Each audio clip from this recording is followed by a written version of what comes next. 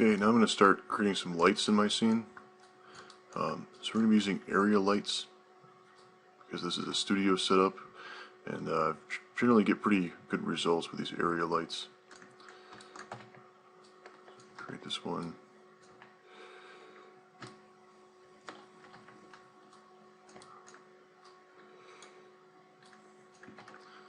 I bring up my attributes here. I'm going to leave the intensity at 1 for now. But if I come down here under shadows, I don't want to use depth map shadows. I pretty much always use ray trace shadows, and I'm going to leave it at 1 and 1 right now. If I wanted more softer shadows, like with a fall off, I would up this the shadow rays to 12 or even 22 sometimes to get some nice soft shadows. But for now, I just want it to render quickly because I'm still doing test renders. So I'm going to leave it at 1 and 1, and I'm going to come down here to my area light settings. This is the important one. And we're going to use the light shape, and even though this is test render settings, these are still way too low to even tell what it's really doing. So I'm going to make this 64, 32, and 8. And by the time this is just my my test render resolution. By the time when I do a final, I might want to up this to 128, to 64, and to 16. Obviously, all powers of 2. Because in theory that should calculate a little faster when it comes to render time. So that's our light settings, and I guess I could name these if I wanted to be organized about it, but I'm just going to duplicate,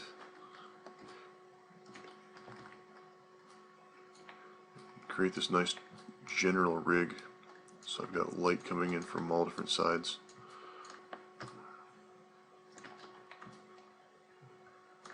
Okay, and I could use the light preview at this point, but I mean really it's not very accurate, so I'm just going to stick with the regular.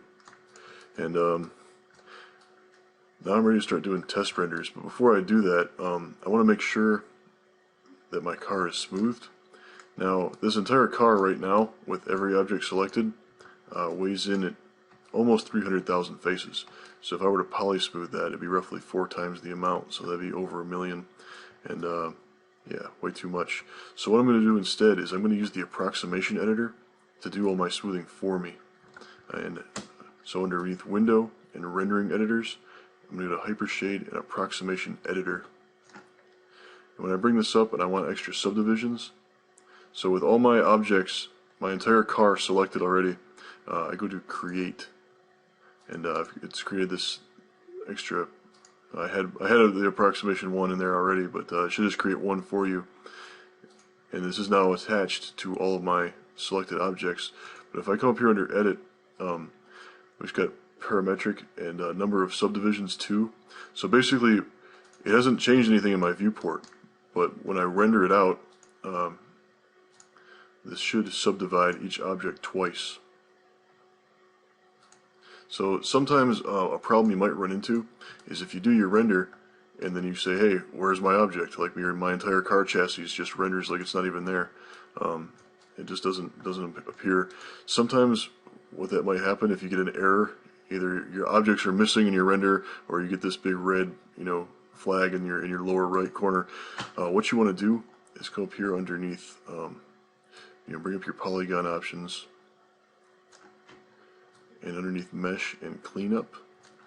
What the problem might be is that you have a non-manifold geometry, and so when Mental Ray goes to render it and it tries to apply those subdivisions, the non-manifold geometry screws it up, and then it can't compute the object, and then it just has all kinds of problems. So I'm going to look underneath here, and I'm just going to select. I usually select my non-manifold geometries just so it'll select the face and highlight and show you exactly specifically which faces it's having a problem with. But then you look down here, and I usually check all these things off. But non-manifold geometry is the important one right here. Make sure that's selected, and then edges with 0 width. You don't really create too many of those. And hit apply. And if you have, at this point, I don't have any non-manifold geometry because my meshes are always flawless. But I'm just saying, if you run into that problem, you're probably going to want to run this cleanup. Just select your entire car, and then just run the cleanup and see if it selects anything. And then go back and fix that, and then run the cleanup again and see if there's still any problems. Anyway, so you should be able to, if you select everything on your car and then you run this cleanup, and then nothing happens, then that means you're in good shape. It didn't flag any of your faces, and you should be good to go. So the approximation will definitely work. Alright, so with that said, we should try out a test render right now. I'm going to bring up my render view and see how this works.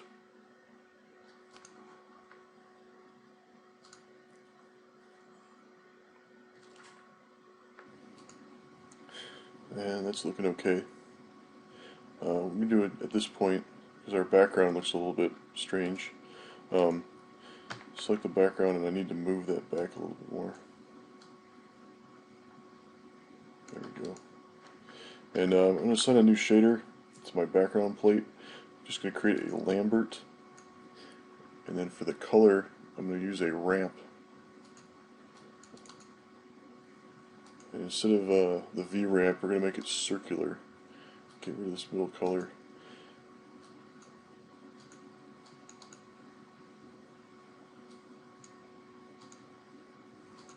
And then by doing this and giving it this color, I'm just basically making it seamless, sort of, so that my corners are darkened, and it should just fade off into black. And because I created a loft, my UVs should be laid out already. That should be about right. So you can see my whole back plate just fades off into black in the corners. And I'm going to take it a step further and reduce the diffuse value down to about 0.5. And basically what this is going to do is make it so that my back plate gives off less light. So it'll be really dull and kind of dark, and leaving my my nice shiny car in the foreground, creating that contrast, and kind of get pretty good results that way too. And now, before I do my next test render, I'm going to go ahead and turn on my final gather. So in my render settings, underneath indirect lighting, I'm going to come down here to final gathering. And once again, I'm going to water this down a little bit for my preview renders. So put all these values at about half. And when I do my final render, I might kick the accuracy all the way up to like 250 or so, and then up these values significantly as well. Point density, sometimes at max capacity, I'll do about 1.5. But for now, once again, these are just preview settings. So let's try that out and give another test render. And that's okay. It's a much softer backdrop, and I'm much happier with that. Now that I have Final Gather turned on, I have to wait for this anti-aliasing process. But that's okay because it gives me a quicker preview with my lights. I didn't feel like waiting for the entire render, so I've just defined this one area by clicking and dragging that box, and then I can just click this render area view. Save myself a lot of time for having to re-render everything, and I don't really need to see the headlights and the rims, which take much longer to render. So I can save myself a lot of time by just using the render area function. Okay, that's looking okay, but now I need to add the really reflective highlights. I moved my camera again. So once again, I just go back to the timeline and slide that bar to get my camera back. Alright, so yeah, I got my lights and I got my background, but I need that hard specular gloss. So the way that I do that is I'm going to create a cube, just a basic polycube, and delete all the faces except for one. So now I've got this card to work with. And I need a big, these are basically, they simulate bounce panels, just like they do in an actual studio setup. If they're photographing a car, they'll create these large bounce, like scatter panels that just basically reflect the light and scatter it and make it so that it's got an entire plane projecting the same kind of light. You don't get any hard highlights, and you get those nice specular fall-offs all over your vehicle. Some very consistent lighting. And so I'm going to create a new material for this. I'm going to use a surface shader and make it pretty bright. Like my out color is pretty much solid white, and assign this to it. And it's very important. I don't want my bounce panels casting shadows on my car. So in other words, I don't want this panel blocking the light from hitting my car. I only want it to show up in the reflections. So what I'm going to do is bring up the attribute editor. I'm going to name this actually bounce card 1, just for organizing. And I'm going to come down here under my render stats and open up this tab. And right now I've got cast shadows and all these things turned on, and I don't want any, I don't want several of these. So I'm going to turn off cast shadows so I don't get shadows on my car, and I want to turn off primary visibility because I don't actually need to see it. All I want to do is for it to cast reflections onto my car. So with primary visibility turned off, it will never show up in the render camera. And visible and reflections, those are the important ones. I don't want received shadows either, but even though I have a surface shader on it, so that shouldn't be an issue. Okay, so now that I've got that turned off, now I've got it where it needs to be. And I'm going to put this one overhead. And actually, just for my top, I usually create a couple of different shaders at different levels of darkness, because I don't want all of my cards to be, really bright. Sometimes I want them just kind of dull, just enough so that, that it's reflecting something so that it's not in shadow completely. And I can really fine tune, and I can really get my specular highlights in just the right spot. So for my top ceiling reflector, I'll make this a little bit bigger and longer, and assign my medium shader to it. I'm going to duplicate this card. It's much easier to duplicate because it should already maintain all of those non-casting shadows and all those render stats that I've already set. And I need a white highlight for this one. And what I want right now is for across the side of my car, I want a really nice white highlight coming down along the entire length of the car. So I'm going to rotate this and position it. And this is the tricky part. This is definitely a time-consuming process right here. I want it to be long enough. It's really difficult to tell exactly where your bounce card needs to be in order to get the specular highlight just right. There's no good way to really preview a reflection in the viewport. But what I'm going to do is I'm going to come down here to under panel, and then once again panel, and make this my render view. So that looks familiar. And I'm going to use the IPR renders, because it just gives me, that's the best way to preview something, so I can move these panels on the fly and check to make sure that my my specular highlight is just in the right spot. So I'm going to go ahead and select the IPR and define this whole length of this vehicle, and it should start working. Sometimes you need to save your scene out and then restart Maya in order to get the IPR to really work well, or work at all rather. Okay, I just had a bit of a crash, so you may want to definitely save your scene before you start trying to do IPRs, renders. And then sometimes it takes a while to get going. It's hard to tell if it's working or not, but eventually it should fill itself in. And once it's generated this preview, each time I move, well, it's looking pretty good. I've placed it pretty well. But if I slide this up, in a second it should start trying to re-render itself to update that. And wait for my IPR render to update and tell me if how my specular is going to look on my car. And I'm not really happy the way it's falling over that rear wheel well, so I may need to rotate this a little bit. Alright, it's kind of a bit too thick. I had to be really picky, and like I said, this is a time-consuming process, so just settle in and be really picky about exactly how your highlights fall over the car. So I just rotated this a little bit in the top view to see if I can try to get it to hit the top of that back wheel well. I want that to look the same as the front. So basically just guess and check until you get your specular highlights in just the right place. And you can create multiple cards, as many as you need.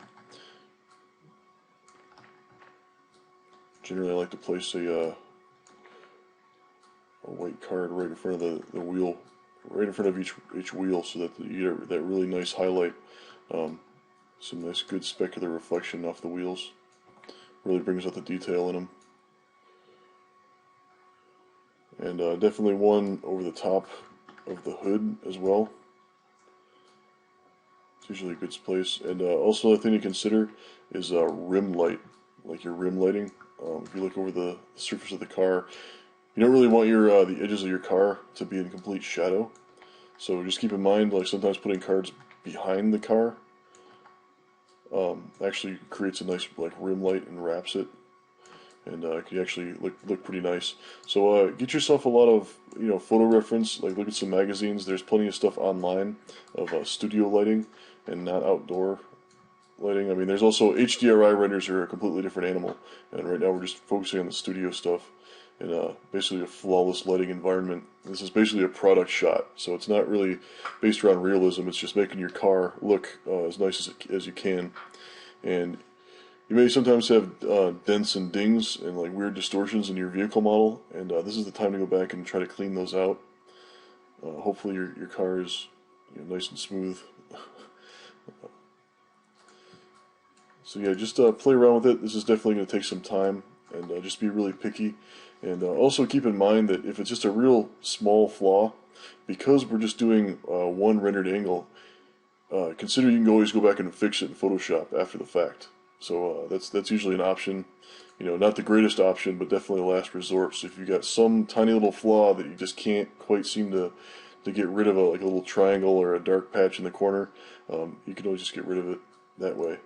And one more thing to consider, and sometimes in certain renders, I'll have my tire will be reflected onto the vehicle, depending on your, not so much a problem with this vehicle, but sometimes like right in this quarter panel area, like I'll get some reflection of the tire tread, which kind of doesn't look so great.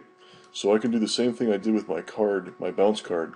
I'm going to bring up the attribute editor, bring up these render stats, and then turn off visible in reflections, and that way the car, the auto body won't reflect that tire, and so that sometimes that can help you out too. So just little things to think about.